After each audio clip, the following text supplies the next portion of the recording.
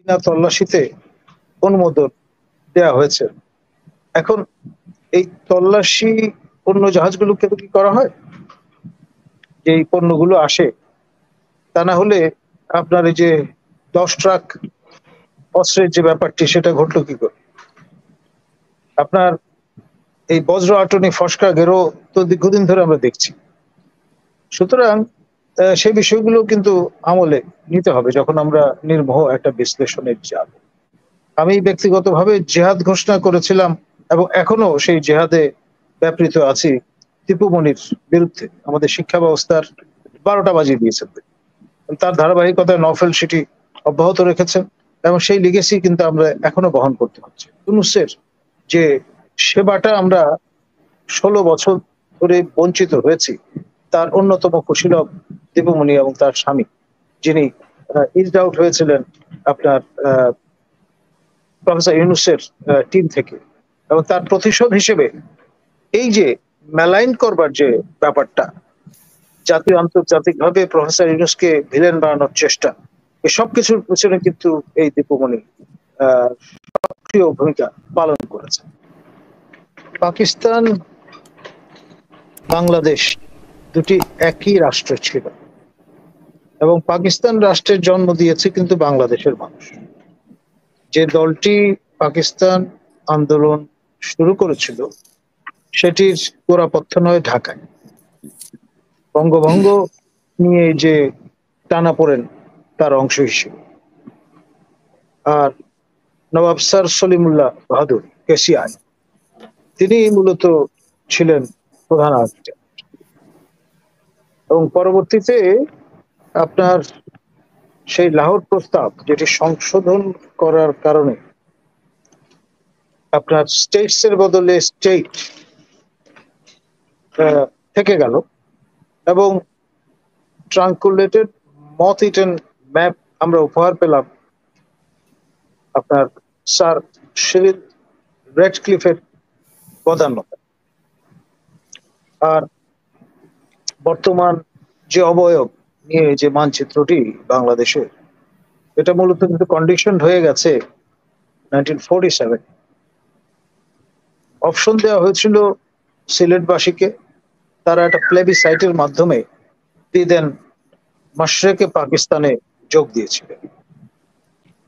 R rest of Bengal, যেটা পূর্ববঙ্গ নামে পরিচিত ছিল, বেঙ্গল প্রেসিডেন্সি থেকে আলাদা করে এই সিলেটের মানে যে অংশটা আসাম থেকে এসছে আর রেস্ট অফ ইস্ট বেঙ্গল মিলে হয়েছে মাশরেকে পাকিস্তান। ও মাশরেকি পাকিস্তানের যে পতাকাটা, সেটা এখনো কিন্তু ঢাকা শহরে দৃঢ় প্রথিত অবস্থায় আছে।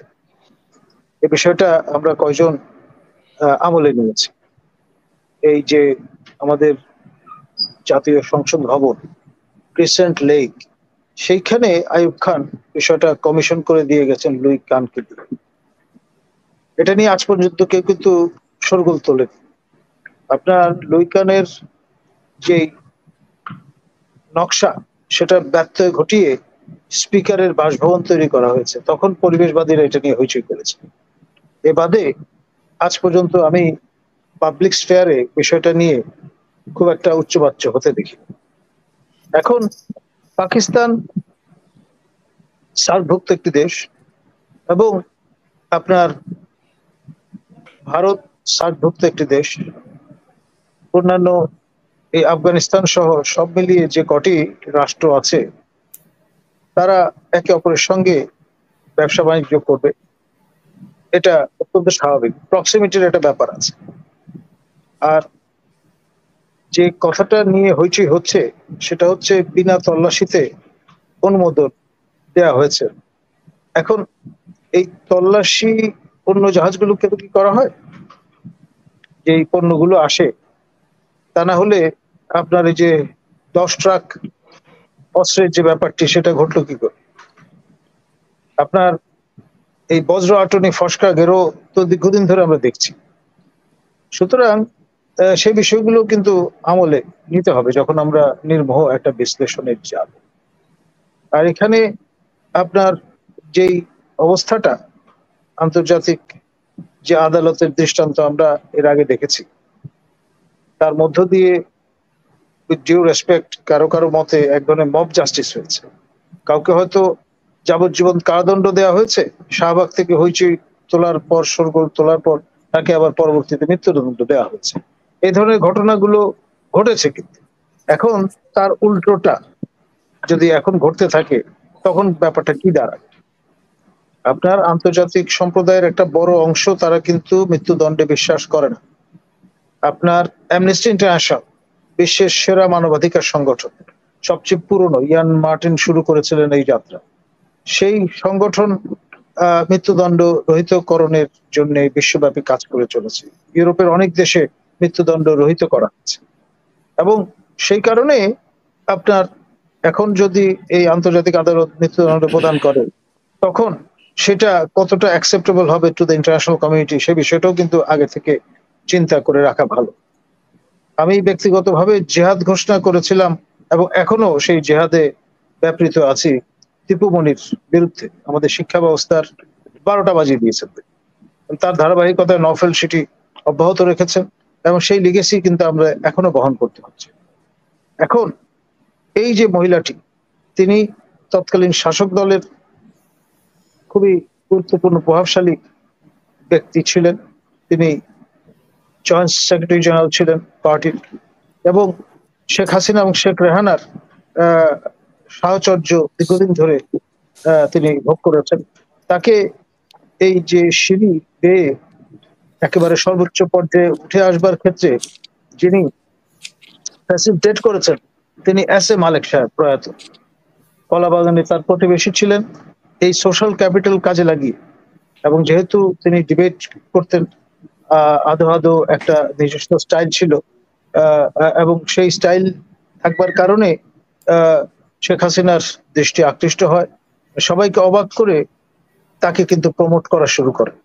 এবং এই যে ভাগ্য তার খুলে গেল, এইটাকে কাজে লাগিয়ে এই আমাদের মাননীয় প্রধান উপদেষ্টা, আমাদের নোবেল লরেট ইউনূসের যে সেবাটা আমরা 16 বছর ধরে বঞ্চিত হয়েছি, তার অন্যতম কুশীলব দীপুমণি এবং তার স্বামী, যিনি ইজড আউট হয়েছিলেন আপনার প্রফেসর ইউনূসের টিম থেকে, এবং তার প্রতিশোধ হিসেবে এই যে মেলাইন করবার যে ব্যাপারটা, জাতীয় আন্তর্জাতিকভাবে প্রফেসর ইউনূসকে ভিলেন বানানোর চেষ্টা, এই সবকিছুর পিছনে কিন্তু এই দীপুমণি সক্রিয় ভূমিকা পালন করেছে।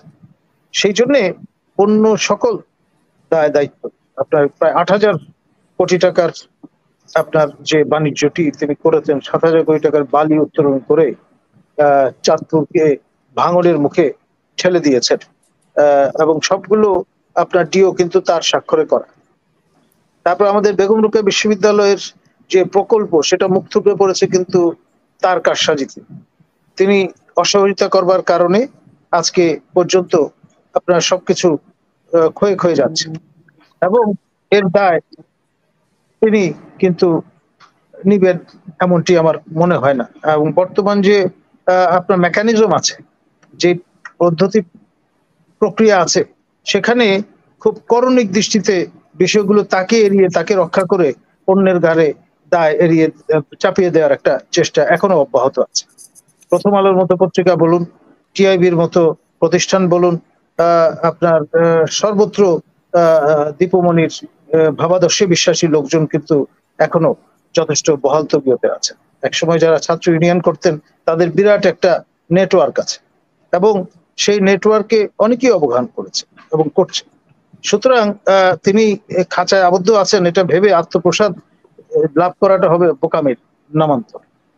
শি ওয়াজ ভিশাস, শি স্টিল ভিশাস, এবং কতটুকু তার প্রকৃত বিচার হবে সে ব্যাপারে আমার ঘোরতর সন্দেহ আছে। ধন্যবাদ।